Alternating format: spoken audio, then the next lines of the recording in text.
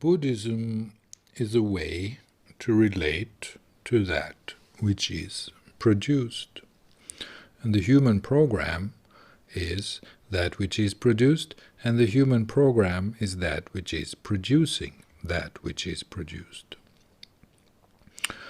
All religion, all spirituality is, in some sense, in some way, a way to relate to that which is produced.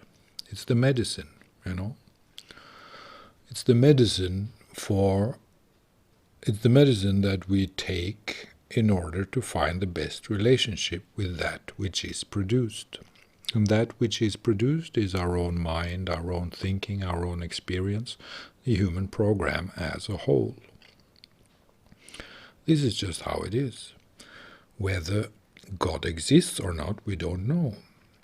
But the fact that if we merge with that which we identify as God, it has wonderful effects for our health.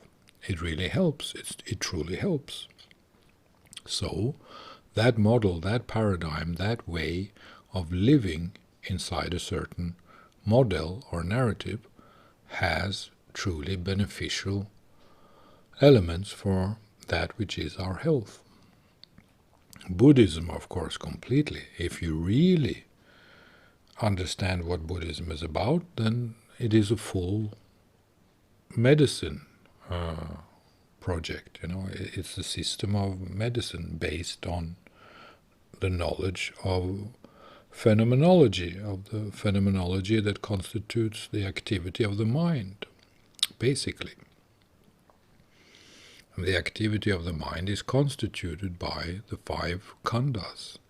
And the 5 kandas is that which constitute the human being.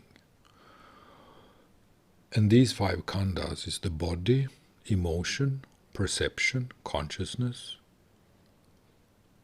and memory, you could say. The 5 kandas are that which we experience as our experience. It's the experience of reality as we experience it as humans. So the total package of anything that we can experience is included in the 5 kandas.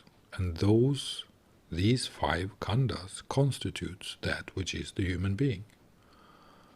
And the teachings of the Buddha is the way to relate to that which is produced.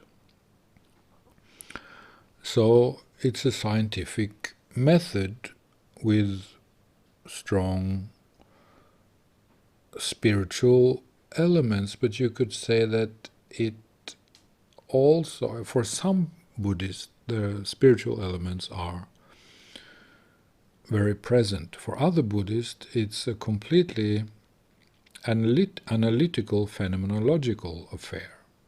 It's pure science. And it works in both ways. It works completely as a pure science, and it works with the spiritual, more emotional related aspects as well. But Buddhism and religion and spirituality is a way to relate to that which is produced. Advaita Vedanta too,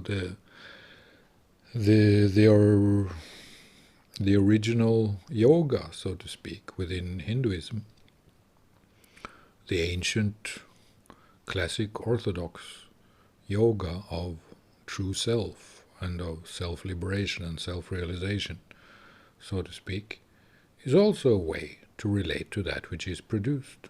It's a way of getting out of the mind, basically, but also in a way to come closer to that which is God, to that which is the Atman, to that which is the holder of Atman, to that which is the platform on which the Atman stands. It's a way to relate to God, which is Atman, Brahman, and Parabrahman. So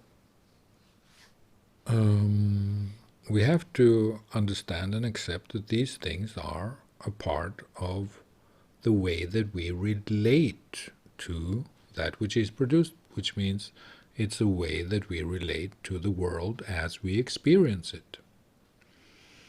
And we need to modify that experience. We need to medicate that experience at times, because it's painful at times, especially if we get trauma.